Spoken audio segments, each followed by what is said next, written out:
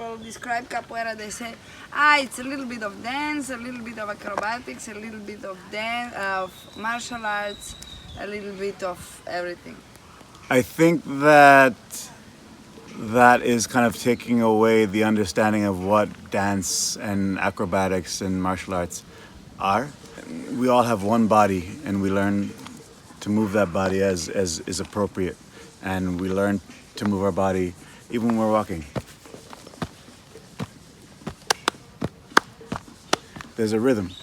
So if we were to like put a percentage on it, is capoeira 50% dance, 50% martial art, or is it 60% dance, 20% martial art, 20% acrobatics, or whatever?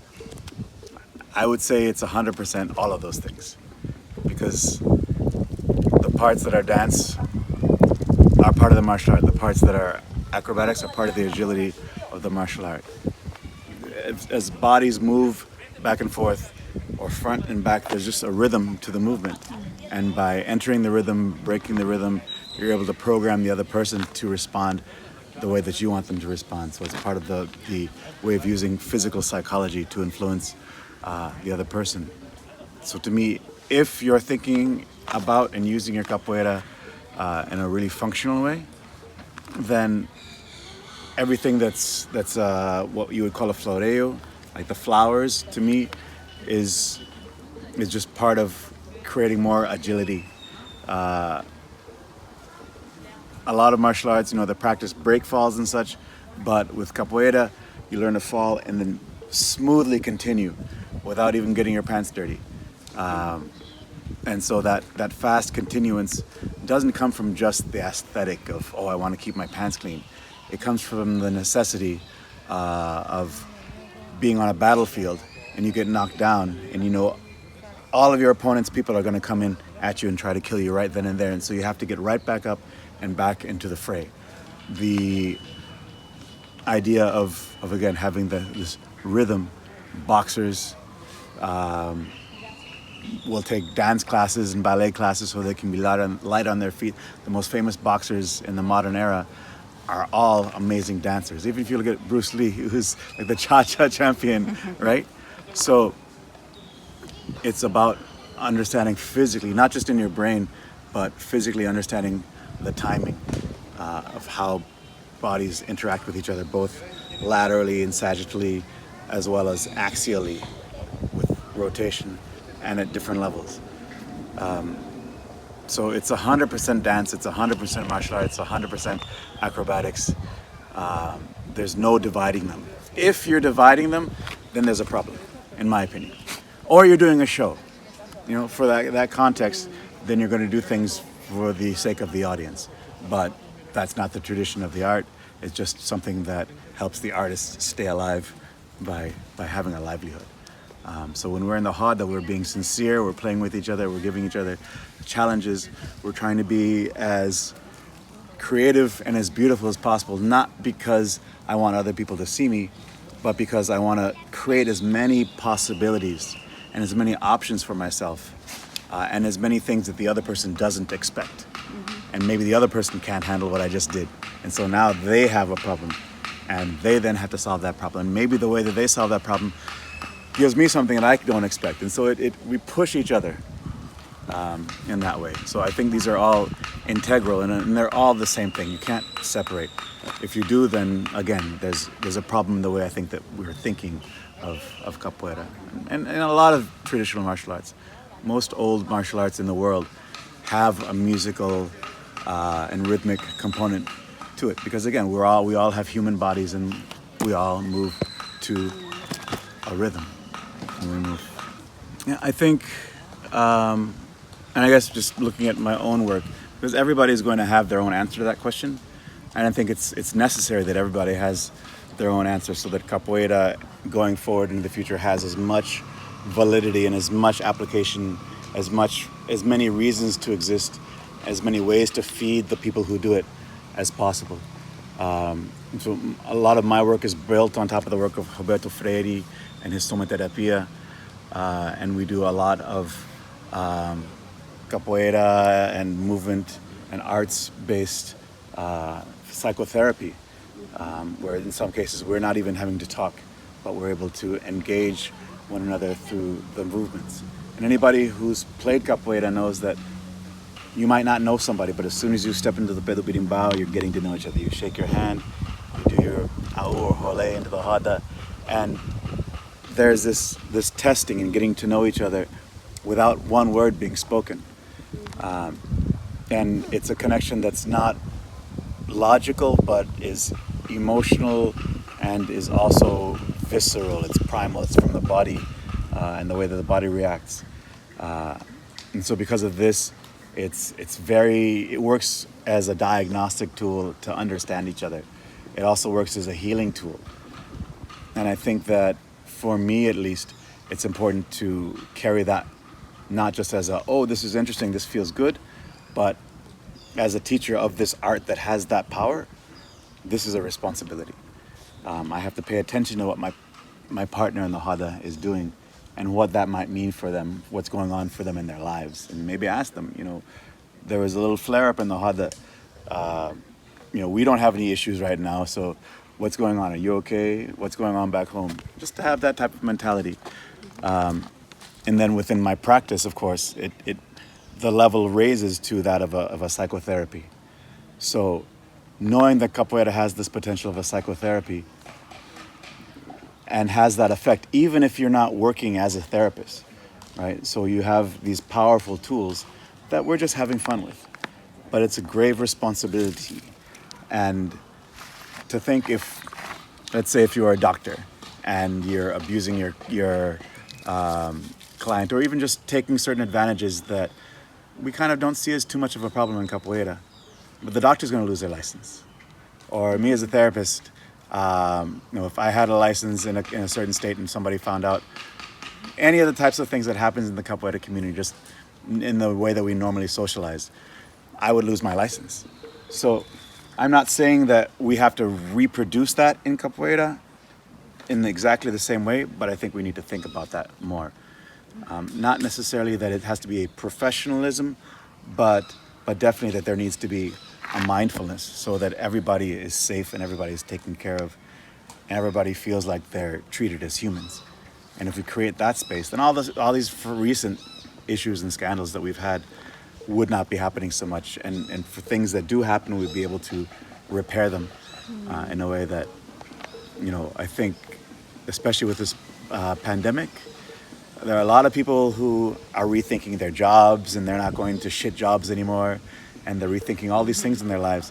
And a lot of people are looking at, what is capoeira giving to them? And for a lot of people, it's been giving them problems. And now that they have this time away from it, they're not going back. Some people who are in places that are really nourishing them, especially during the pandemic, they are going back. And so, if you find that even through the pandemic, you have just a couple students who've been consistent, that means you're doing something right. If you have nobody there, it doesn't necessarily mean that you're doing something wrong, but also think about that possibility.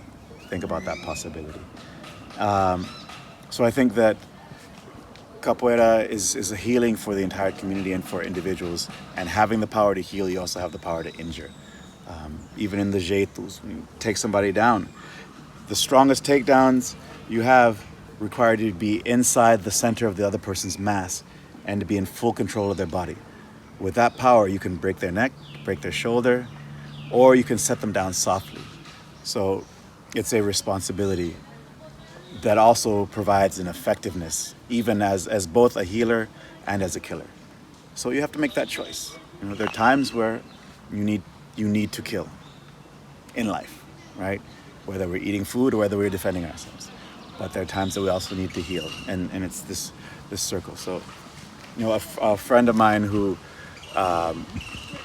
he's called me a mentor, but I think we mentor and we support each other, was just saying to me that he's realizing that when you get these levels, we think of them as ranks or as titles, but they're almost more assignments and responsibilities. So yeah, I've gained if I think I've gained the title and the stature of a mastery, I'm in the wrong place. I've been given the responsibility, not really the authority, but the responsibility of a mastery. And so that means that I have to take care of all the people who study under me, who come to me for advice, who come to me in the Hada. There may be some hard and difficult lessons that have to be traded in that context, but as well, I have to be feeling through it in the way that's best for them rather than my own ego. And if I can do that, then I'm going to enjoy myself as well, and I'm going to gain the fruits of it. I don't have to have that as my goal. It's a byproduct of doing things that support the entire community. So I think that's kind of overall, almost in a spiritual, like futuristic sense, where I see capoeira going is being a very strong healing tool for communities and societies. And I think in a more concrete sense, we're in this challenge right now to find out, how do we maintain the roots of capoeira or understand what those roots are, so that we are not doing a disservice to the ancestors, and to what is really capoeira. And we see so many offshoots, like the movement culture, which I think is beautiful. It provides access to a lot of health and fitness for folks, but the culture is completely removed, and there's space for that. But I think we really have to maintain this knowledge, and that requires the people who carry that knowledge forward to be of impeccable character. Because if I, as a mastery, start hurting people, no matter how much knowledge I have, it becomes a waste, and nobody's going to want to take that knowledge from me. So yes, us as younger masters and as students have that responsibility to learn as much, to learn Portuguese, to learn the history, to learn the songs, to learn all of the things that happen in that Brazilian context, as well as to go and study things that are happening in Africa, to look at African martial arts, African dance, both in Africa and throughout the diaspora, because all of this provides knowledge of what we're doing in capoeira from a different point of view. But if we don't have teachers who are also maintaining a character where they're safe to be around, then it makes this an impossible task. So we really have to find teachers of strong character who align with us, and really listen to them without ego, without trying to prove ourselves as, I've been doing it this long and this old person can't tell me. No, they can, because they're the expert. It's their life, and it's not just their life, it's their teacher's life, their ancestry, that they're willing to share with us and giving us the assignment, the responsibility to carry forward.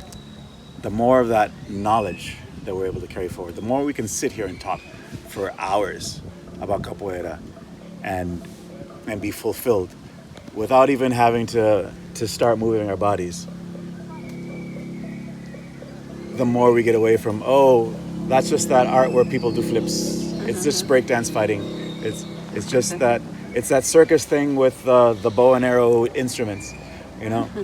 People will see it as something serious, not just because of people being able to play games that are both beautiful and effective, but also because people will listen to speak about it and understand that there's something very, very deep about it. It requires a sense and feeling, but it also requires hard knowledge. And there's so many facts that still require research, because so many of the records were burned, the slave records, and so many things are just passed by word of mouth and legends and even just convenient fallacies. Like when we say that capoeira is a martial art that was hidden as a dance, as though they're two separate things, as though at the same time that the martial art was made illegal, that the drum and the dance and all these other aspects of African culture in Brazil weren't also made illegal. So how do you hide something illegal as something else that's illegal and make it make sense? Come on now. So, all of these African martial arts have music and have this dance component to them. So capoeira is not unique in that sense, but it's unique in that was carried over into the West, and into the rest of the world. And I think we just need to carry that forward. We need to have the discipline to train ourselves when we don't have our teachers. We need to have the discipline to read, to research, to ask if these things make sense. And then to ask our teachers, could you make this make sense? Because this doesn't quite make sense to me. In a respectful way, of course. But, I think most teachers, if you're sitting down and having a serious conversation, are willing to rethink some of the old stories that they've learned when you come across new information, be it about African martial arts or about certain old masteries or traditions, how things differ from, say, Santo Amaro to Salvador, to then other parts of Brazil that had their own type of capoeira that then got subsumed by capoeira baiana because of the shows and the baianos who moved all over Brazil, like São Paulo. São Paulo, you got more baianos in São Paulo than almost any place else.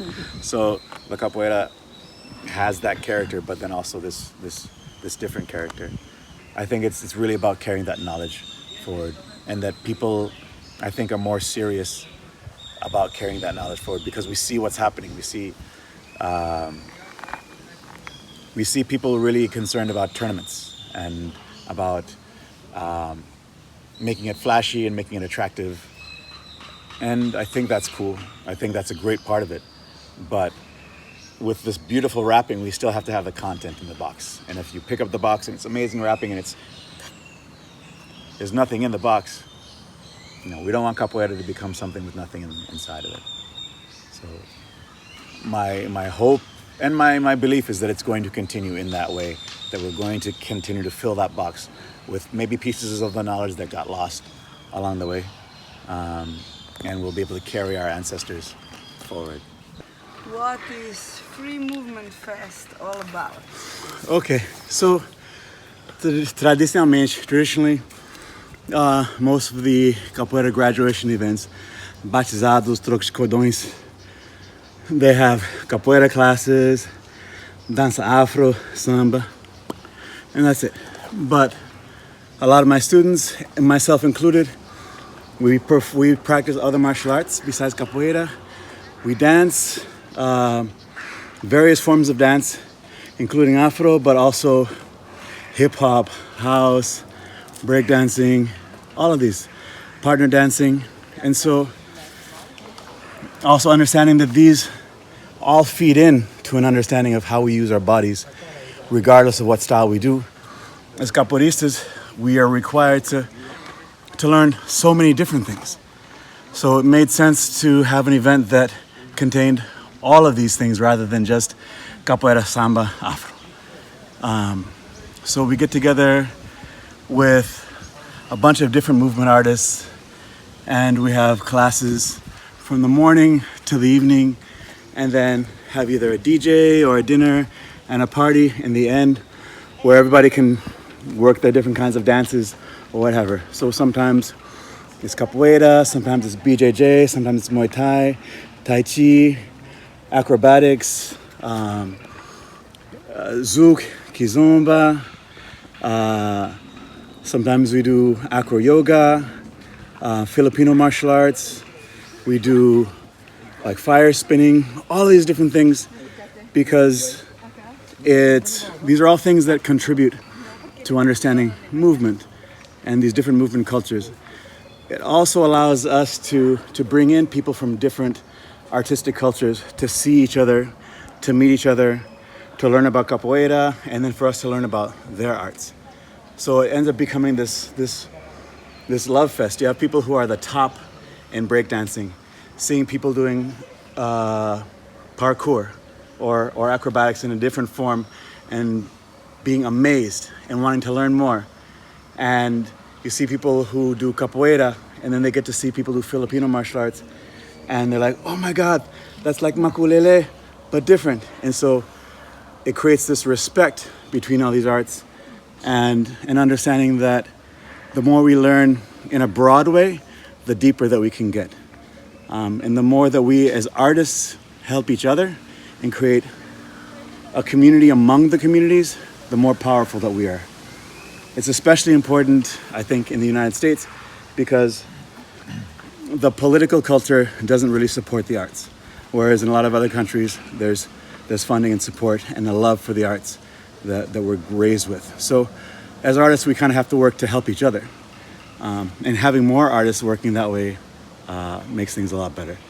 So the Free Movement Festival is really about the freedom of being able to interchange this information. And for me, it's really important to understand that when we're doing all these different arts, it's not about trying to mix them. It's about trying to mix the communities. But I learned this art and I try to learn it deeply. And I learn another art and I try to learn it deeply, or have an understanding of it, and then understand how that contributes to my art.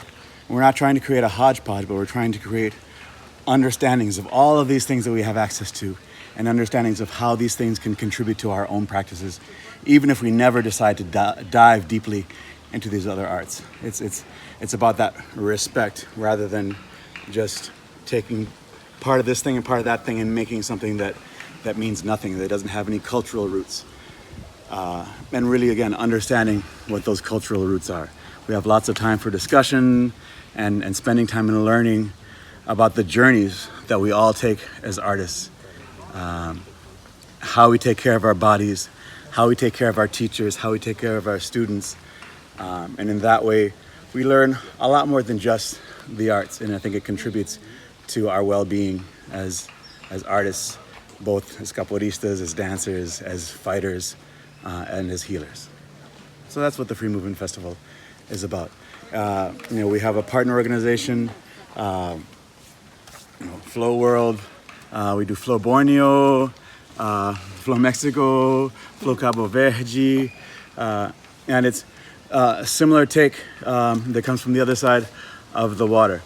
And we have these folks called Fluid Balance, who I think who approach it again from the capoeira point of view, but also from the point of view of creative acrobatics and hand balancing and other aspects of circus type arts and body control and just understanding how to explore, take care of, and use our bodies in ways that are very functional and very beautiful at the same time.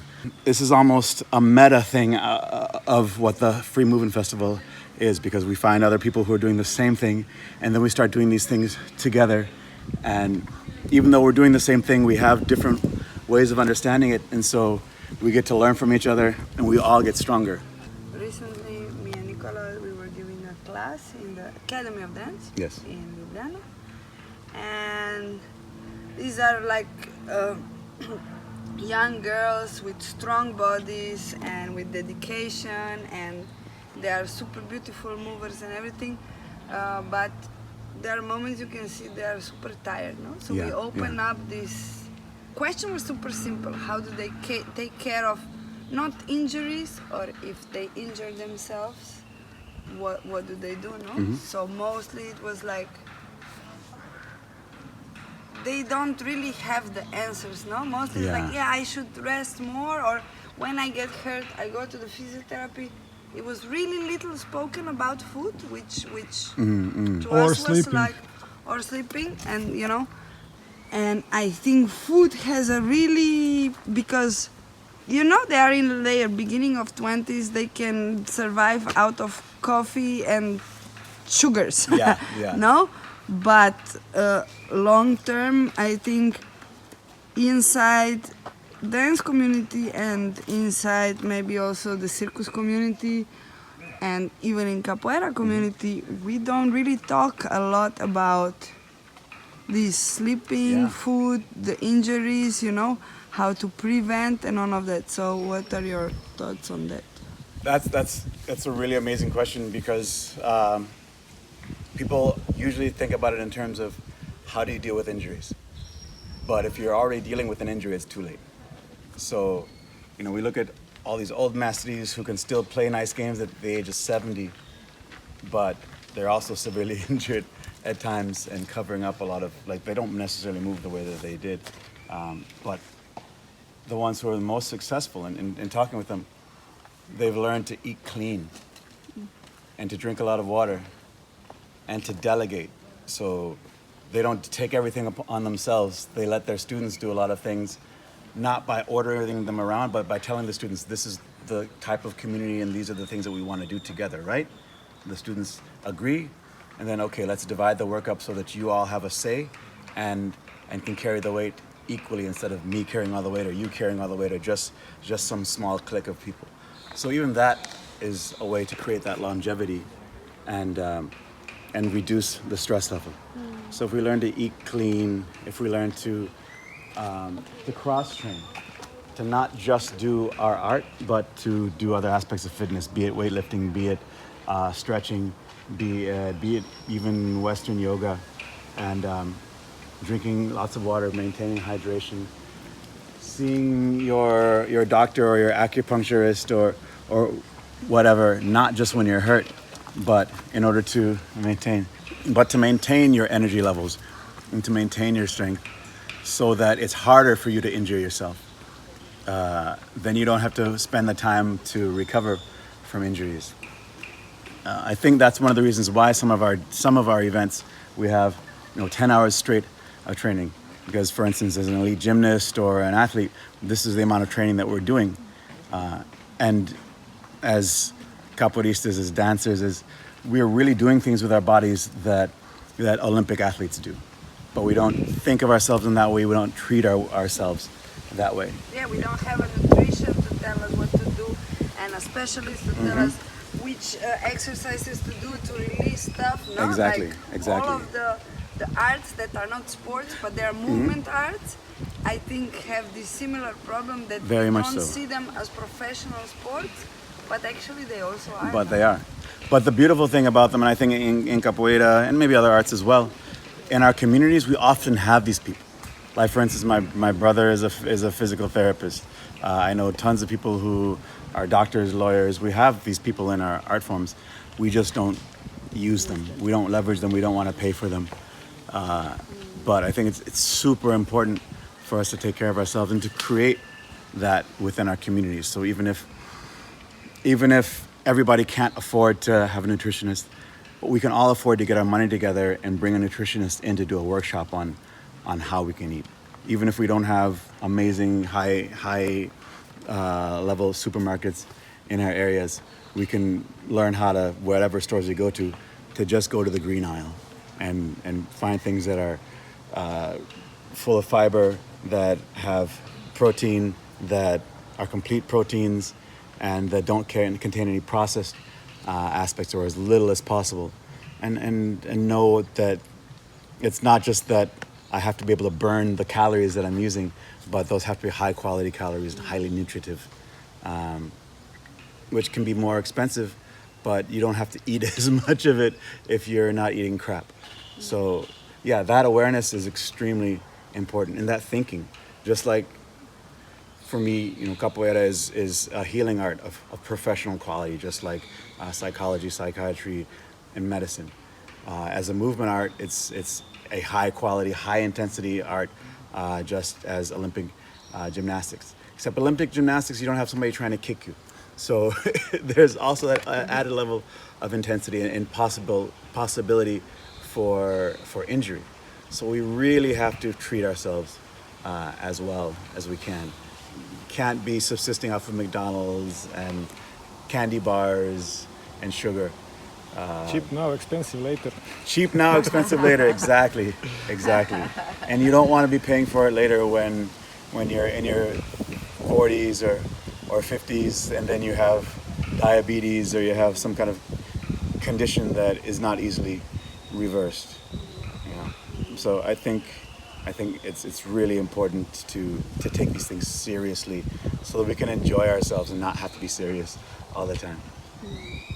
Can you speak a bit? So me and Nikola, we are freelance creative acrobatics, and you attended some workshops with us. And well, about capoeira we are always talking, also other movement, but you saw from close and felt the way we work, no? So Yes. if you can share your experience. So, as at that time a contramaster and as a mastery, it's always amazing to go to an event and learn things that influence the way that you teach your art, So the way that I now teach my students how to do their inversions and their hand balancing, their bananeras, their aus, is heavily influenced by how you taught it. And because it's something that's very easy to feel in the body and to understand the mechanics of without having to overthink it. And the way that you talk about it, again, you're talking to people who English may be their third and a half language, and they speak Malay and Hokkien and Mandarin and all these other languages, but able to really bring across the understanding, both in the way that you show with your bodies and the way that you're able to explain it. So this is a rare gift as a teacher, to be able to work, again, outside of your own language, outside of the language of the students, as well as to just have that high quality of instruction. And then it was super fun. It was super fun. I really enjoyed taking the workshops and just challenging my body, because I'm old. So challenging my body to be softer and to move softly and silently. And, I like knocking people around and shoving them and making them really have to respond in a martial way, but to also be able to just melt away and move with this ninja ability. It's really fantastic. And again, it reminded me of things that my master had taught me or talked about years ago, but then seeing it in this other context, I was like, oh, wait till I get back to class. So, it's fantastic. Y'all are amazing teachers and very passionate. And in that, you inspire people to be passionate about whatever it is that they do. It goes way beyond the technical knowledge and the content of what you have, but it's the content of who you are that makes it so amazing and so wonderful to both learn from and to work with you all. So I'm really proud that the Free Movement Festival and Fluid Balance are our partner organizations, and that we get a chance to work together. Even if we aren't in the same country, we still bounce ideas off of each other and really fuel one another's passions.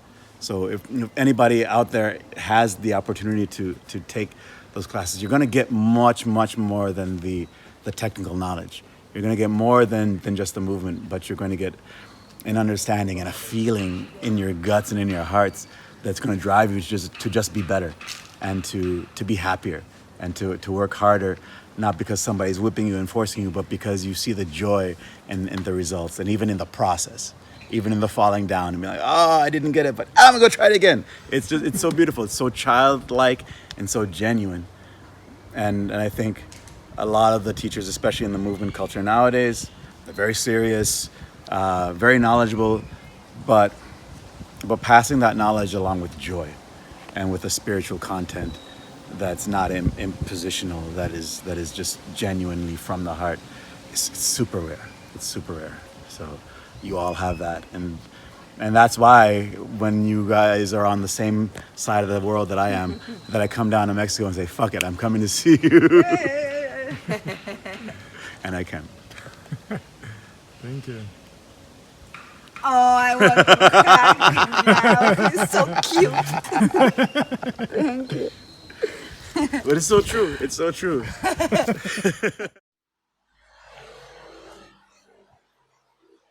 É tipo, eu estou ouvindo com o meu corpo.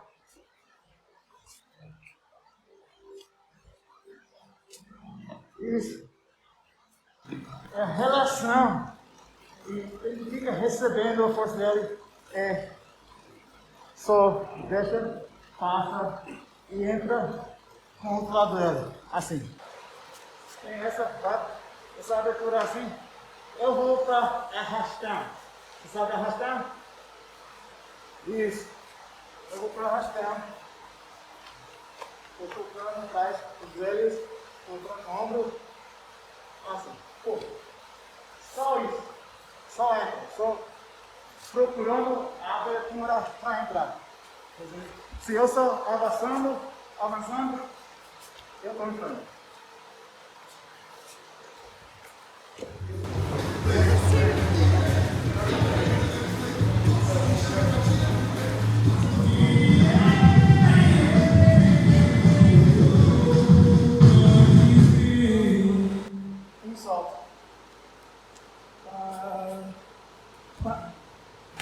para aproximar. Depende do tamanho dos parceiros. Então, pensa, primeiramente, você sai para fora, porque se está assim, transforma para martelo. Já sabe. Ok. Isso. Bora.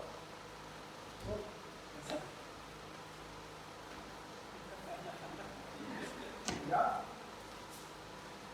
Não tem que fazer com muita rapidez, com estabilidade, com equilíbrio.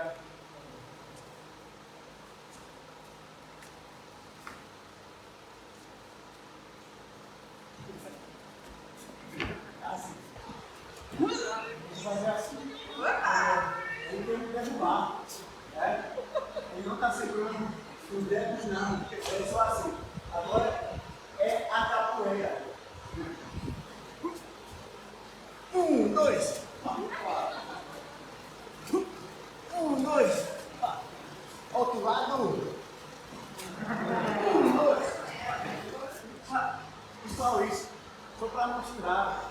E sai fugindo de volta. Porque essas coisas não dá na roda. Não é fora da capoeira na roda. É uma coisa que se pode fazer, mas a galera que está lá chama. Mas tem que saber como se faz, porque pode usar na fora, usar na rua para se defender. Entra, e sai. Essa aqui é banda trançada, né? Para nós, a gente chama trançada. Mas, quando ele está dentro da minha banda, eu também estou bandeira. Então, isso vai ficar mais fundo, mais.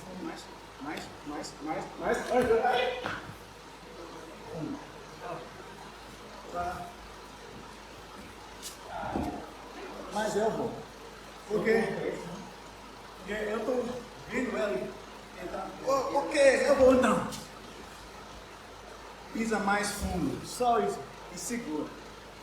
Tá? Levanta. Outro lado. Volta. Mais 4 vezes por lado. 1.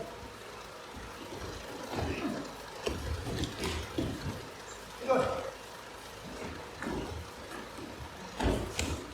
Quando eu entro, estou preparando para tu assim e segura.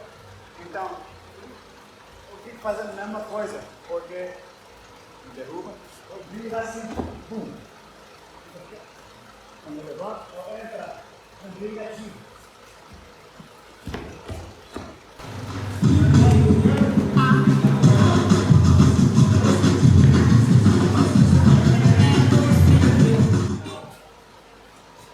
Uma coisa mais seguro. Então deixa a cabeça dela ficar no chão. Então, tira, controla e ajuda. Tá vendo? Eu estou em posição mais forte. Quem cuida do meu parceiro. Não importa se ele é do outro grupo que está sempre dando pau na nossa roda. Não. Ele está assim, poderia já ajuda. A gente são amigos. Não importa se a gente estava fazendo merda na passada, não. Agora eu vou te ajudar porque eu botei você no chão. É assim, essa é a ética que eu quero ver. Eu sou versátil, aluno do Mestre Ismail, mas foi crescido, foi nascido no grupo Senzala com Mestra Esna Lima, antes que ela virou no grupo Abadá. Mas então, eu estou treinando com o Mestre Ismail, quase 2 anos. Minha vida é capoeira, mas estou fazendo muitas outras coisas que numa forma ou outra, faz parte da capoeira. Sou psicoterapeuta, usando os jeitos da somaterapia, que usam as adestras capoeira Angola, movimentações, a música, como terapia. Também eu danço, e também faz computadores. E também os problemas nos computadores são muito parecidos com os problemas na roda. Essas são as coisas funcionais. Pequenas na roda, grandes no mundo. Então, por isso, viajando em qualquer lugar, fazendo qualquer coisa, estou sempre fazendo a capoeira. Comendo, tomando banho, fazendo capoeira. Não. Ô, Mestre Versátil, eu sou Cebolinha, sou aluno do Mestre Capoeira. Coruja! Legal. O grupo aqui já tem tempo, o primeiro batizado foi em 2013, não? E estamos bajo a supervisão do Mestre Coruja, mas aqui também está convidado o professor Elimar, grupo de Ouro Verde, Mestre Cavalo. Convidei outros também de outros grupos, mas eles não, a causa do trabalho e tudo isso, não podem estar aqui. Mas estamos muito felizes de ter você aqui, muito obrigado pela aula, para nós foi uma surpresa, né? Foi um presente maravilhoso, a aula foi muito boa e em nome do grupo, em nome do Yucatan, muito obrigado. Não, a primeira coisa, eu fiquei muito emocionada com a capoeira mesmo. Eu vim no DF, um pouquinho mais, e agora aqui conhecemos Cebolinha e você. E vamos ficar, eu e Nikola, eu e Cavalo, vamos ficar até próxima... Dezembro, né? Até dezembro. Até dezembro. Vamos sim, velho. Mais uma semana e um pouquinho. Tá? Vem para outras aulas, podemos falar quando vocês têm, a gente... Então eu fiquei muito emocionada com o nível da capoeira aqui e como falou Versátil, assim, vocês querem, vocês podem, vocês entram. Quando estávamos fazendo a dança, eu pensei, na Eslovênia quando se faz isso, todo mundo assim. Mas homens não sabem fazer isso. Muito parabéns para essa paixão que vocês têm. E bem, o meu amigo, ele chegou da Califórnia para ficar 5 dias com a gente e tal. Obrigada, Paula. Obrigada por chegar. Sempre é bom ver você. Obrigada por você. I'm going to say that the combination problem is going to be more of a problem in classes than it's going to be in the Hada. In the Hada, if you haven't memorized a lot of combinations, then you're going to be unpredictable and other people won't be able to know what you're going to do. So that's actually probably a good thing in certain ways. I don't really teach long combinations that often unless it's for a very specific point. But normal training for me is maybe 4 movements, 5 movements at the most. Because if not, then you start learning and burning choreography into your body that sometimes typifies what your game is like. And so if you see somebody who trains a lot of combinations, you see one movement and you know what the next movement's going to be. Maybe you know what the next 2 movements are going to be and you can cut them off. So whether or not you train combinations long or short, you just have to be aware of that propensity as you train them so that the combinations become a way of understanding the flow and how one movement links to the next movement rather than understanding them as a set of movements. So that's what I'll say about that.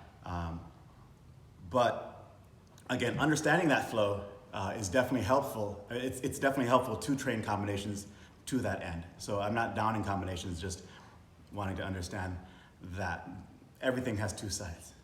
For me, sometimes this is a good way to get people to understand the flow of the body. But it's a bad way if you don't then kind of correct things. Because if you throw this armada, as soon as somebody sees you put this foot down, you're open here. They can take the hashera or they can kick you right down the center line. One of the goals of every martial art is to protect the center line of your body. This is why we have esquiva atrás, we have these bow and arrow stances in a lot of martial arts are here. Capoeira has us here with the center line front, but that's so that we can shift it in different ways, not so that we can get stuck here with our center lines open. So anytime you find yourself like this, there's the possibility of a problem, so you have to be able to be cognizant of that. But in any case, for me, the basic Ahmad de Costas, we step perpendicular, right here, rather than going here. So now that we know what our body feels like as we make these turns, now we add that detail of we step only here. And from here we continue the rotation, both feet on the ground, like that. And it's like Lady at the Shuttle in Kung Fu or Tai Chi Chuan, all that. Same rotation. And then here the upper body continues. And as everything starts to stretch, we just throw this stretching kick and it comes here. So what I noticed in your Ahmada is as you throw the kick, you're not fully rotated, so the focus is here. And then you're trying to keep the leg up as you come in front of your target, but your leg is already descending. So I think those two things right there, making sure that the first foot is planted in front of you, rather than planting it here. And then as you make the rotation, make it an extreme rotation. Bring everything around. My belly button is about 15 degrees from the front. So my leg is going to make what shape? It's going to make a parabola. And so 15 degrees here, boom, this is going to be the apex, and then another 15 degrees is going to be the other side of it. So it's going to be this bell curve that comes down and up. Regardless of where it is, this is pretty much the shape of it and the effective range. So if I start here, then the effective range is there. If I start here, now the effective range is going to be right in front of me. So wherever my opponent is where I want to make sure I start. So boom, right there. I can see my opponent. Now my leg, the apex is right there. My body's centered. This is the highest that my leg's going to get, right? But because I'm moving, I have a lot of momentum and I use that stretching kick.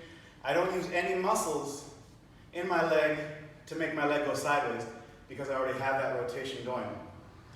But again, if I start here, the rotation is limited. And as you see, it's coming down and someone just has to go like this. And even if they don't move, you're going to kick them in the shin and it's going to hurt their shin. But it's going to hurt your foot more than it's going to hurt their shin. Especially if they train Muay Thai or anything where they're hardening their bodies. So this is really just two small details that I think will help you feel more balanced and have a better effective range in the movement. We step to the parallel and now we step to the perpendicular. Nice. Continue the rotation with your feet pretty much in the same place. Good. Perfect. We have the arms up. Yes, you all have the arms up. Nice and safe. And now we're just going to bring our legs straight up like a stretching kick with that front leg and continue the turn of the shoulders. The same side, once again, mesmo lado, paralela, vira qua, e viração, bateu, e tá aqui em ginga. Gingou, outro lado. So here we are, paralela, that turn to the perpendicular, rotate. Nice, make sure that rotation is extreme. You also want to make sure that your standing leg, the leg that you're not going to be kicking with, that knee is bent. In order to bend this knee, the front knee also has to be bent. If both knees are straight, or the front leg is straight fully, then you're blocking the back knee. So both knees are going to be slightly bent, so you have a bit of a plie and more give in your rotation.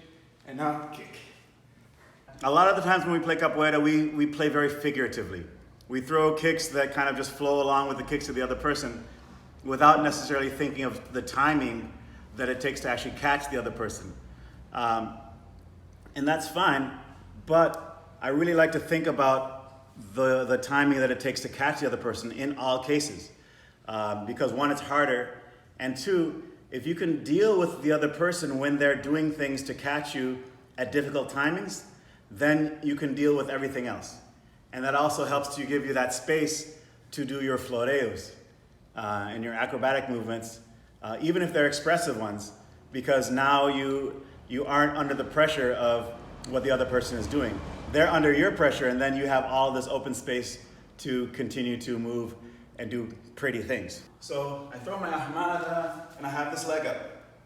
This is if I don't hit the other person, I'm in danger. So the other person is going to try to catch me while I'm here.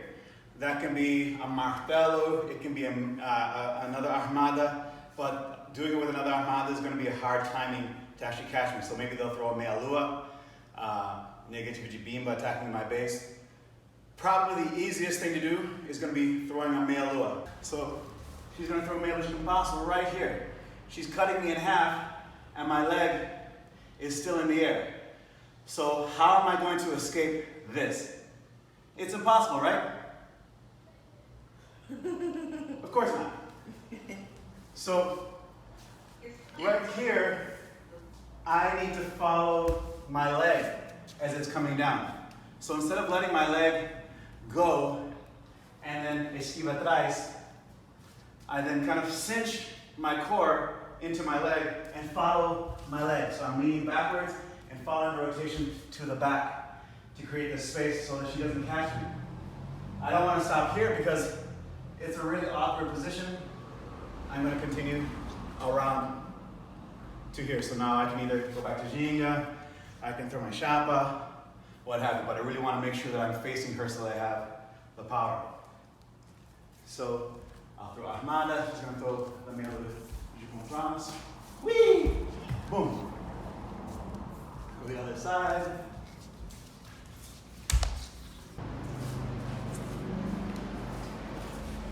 You may have to bend your upper body a bit more depending on the range.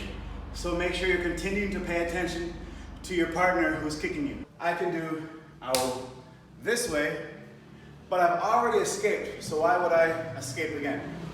Maybe I can do like an Arabian or something from this, like this rotation here. There's a lot of things that I can do acrobatically, and I have the space. So these two can do all that wonderful acrobatic stuff. I'm not as wonderful, so I'm gonna be mean. And I'm gonna let, finish the viração, I'm gonna continue here. And then I'm gonna do au towards my opponent, so that my legs are like 1, 2 axe kicks coming at my opponent, so my opponent now has to get out of the way. So I throw my ahmada, get out of the way, then I'm back here, boom, au. Does that make sense? So again, you have the ability to place this foot here if you just want to escape, but here for the au, here for the au into the other person. If the person's cutting you in half, so I'll throw ahmada, throw a nice meia lua, boom, right here, instead of stepping here, even though I have my balance is here, I can easily go here. And now, she's probably gonna wanna go that way as I go here. Boom.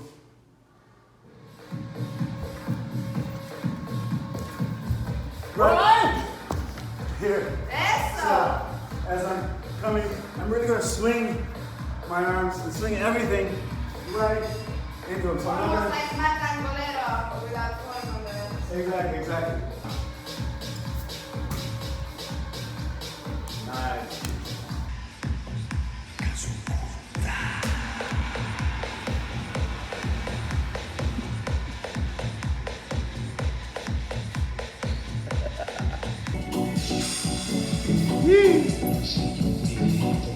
Isso aí, bom.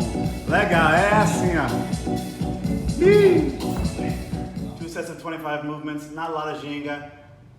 just stringing it together freely, but also thinking about what you're trying to do to your opponent and what your opponent is doing to you that motivates those movements. So it shouldn't be, okay, I'll do armada, and then I'll do au, and then no, it should be, as I do armada, the other person probably does a esquiva this way, and then they may counter with a meio de compasso, and so then I'm going to do esquiva pendulum and come under, it's going to change my rotation, so I'll throw another meio de compasso the opposite direction, and maybe they're going to do a cabeçada, so then I have to fall into folha seca. So thinking about those things that way, imagining your other partner, but both people are in your head. Like, I'm a Gemini, so I got lots of people in my head, so it's easy for me. If it's not as easy, please do the best that you can. I believe in you. Tá bom?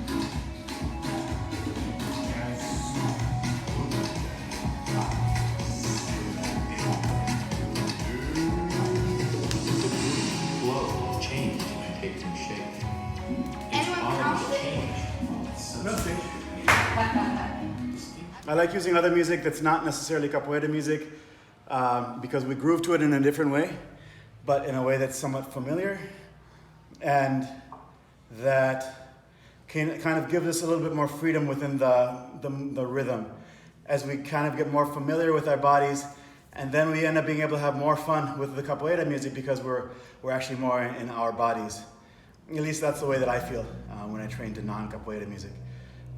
But it's also important to train in capoeira music so that you learn how to groove within that framework, which can sometimes be a very, boiled down, stripped down rhythm. But there's so many parts to it. There's so many instruments and so many pieces. There are all these polyrhythms that you get to work with if you're paying attention to the musicality.